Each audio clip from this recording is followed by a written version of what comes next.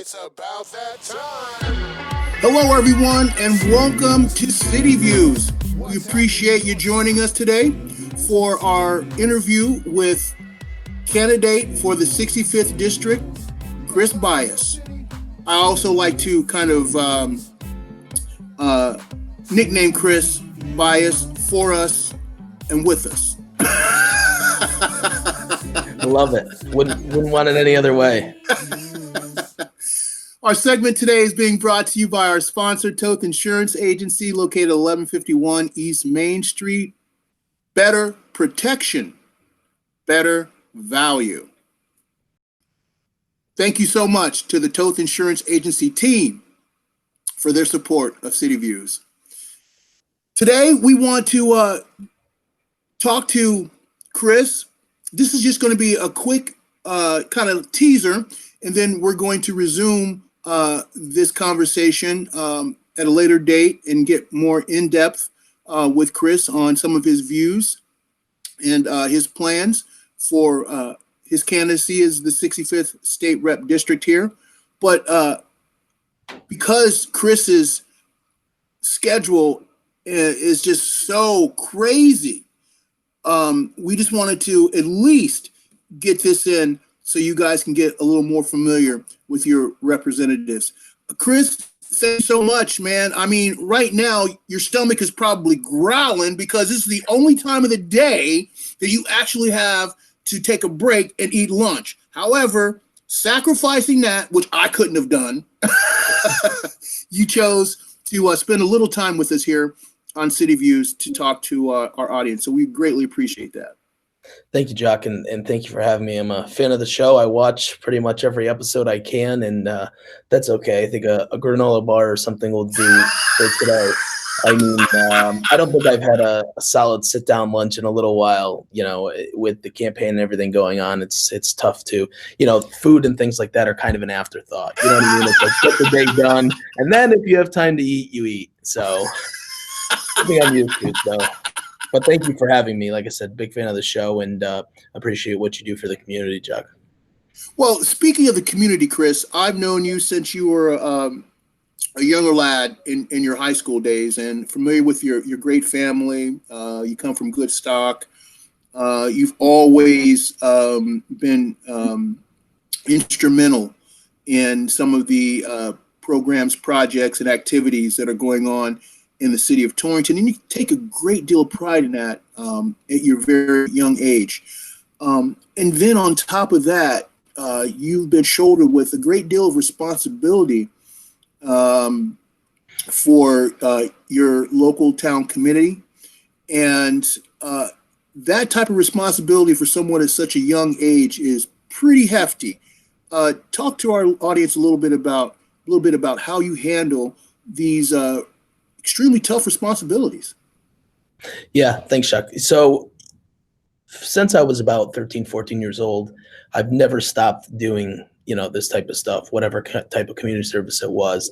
And I think it goes back at the end of the day to being taught all of this. You know, my parents are both hardworking people. My entire family are really good, hardworking people. And they've taught me that if you want to achieve things, you've got to work for them and you've got to work hard for them. And, you know, I'm so thankful for the mayor and, you know, our RTC members for giving me the opportunity to lead. And thank them for their confidence in me. And I think, and I hope I continue to make them proud and proud to call, you know, myself their chairman. And, you know, I'm proud to be a member of the Board of Finance. And, you know, it's just how I handle it. I'm still trying to figure out, but, you know, I just do it. I just put my head down and go to work and try to produce results in whatever I'm doing. So hard work, determination, just get things done is how I like to look at the day. And, you know, hopefully at the end of the day, I can check off all those boxes and say I accomplished what I needed to. Well, to give it a football analogy, Chris, I would kind of describe your process. You would be the fullback on my team, bro. You'd be doing the blocking. You'd be getting those short yardage first downs. You'd be tearing up that defensive line, wearing people out.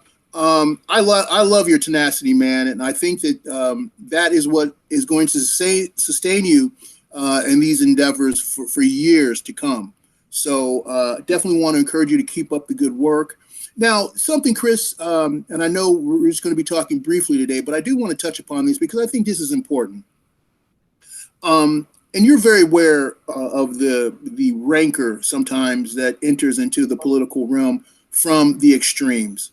And I know that your opponent, Michelle Cook, and you guys have actually worked on projects together. And I think that those are the types of situations that help us to form a more perfect union going forward.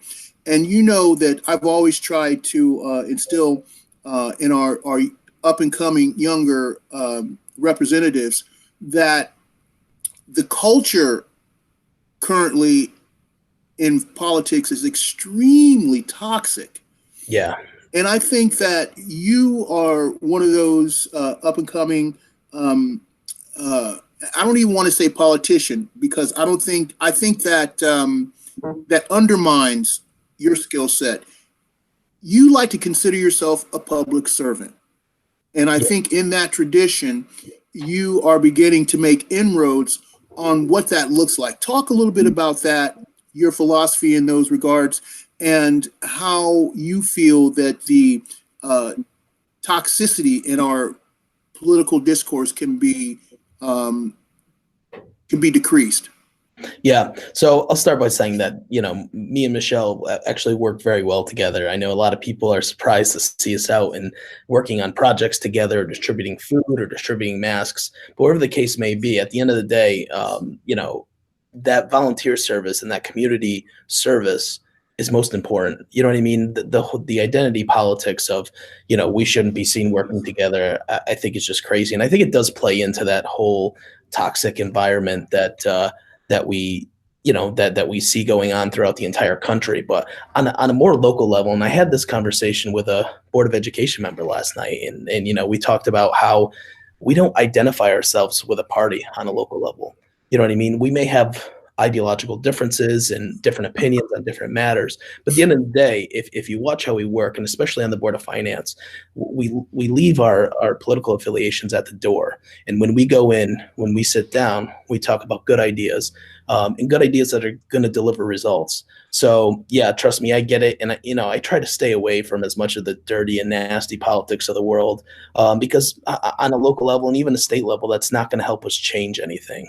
We're not going to get anywhere if we just continue political infights. We're not going to advance any, anything with doing that. So I totally, and I appreciate that, because I think it's important for people to realize that, especially now, politics is so toxic. And, I'll go home and sit down for dinner finally at 8 or 9 o'clock at night, whatever the case may be.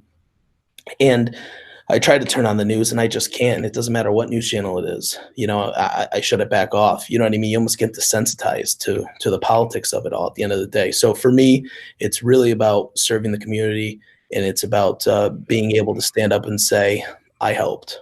And at the end of the day, whether politics happens to be involved in that, it always somehow does find its way to be involved. But, we have to do what we can for our communities. And, me and you talk about culture all the time and changing that culture. And I really think that in Torrington, we do a really good job at avoiding, the big party politics in order to get things done. And it's so important to me. Well, Chris, I think your leadership skills are on display, and they're going to be on display for a long, long time, young man. So we want to let you get to your lunch break today so you can get all your daily nutrition requirements, because you have a long day ahead of you and you got a lot of work to do, young man. So we do. And thank you, Jacque. And like I said, you provide this opportunity for us to come on and not only just talk ideas, but let everybody know who we are and what we stand for. And like I said, I thank you again for that. And I can't wait for us to continue this conversation. It's going to be great. Absolutely. I'm going to bet one of your best episodes so far this year. We'll see. I won't get ahead of myself. I love it.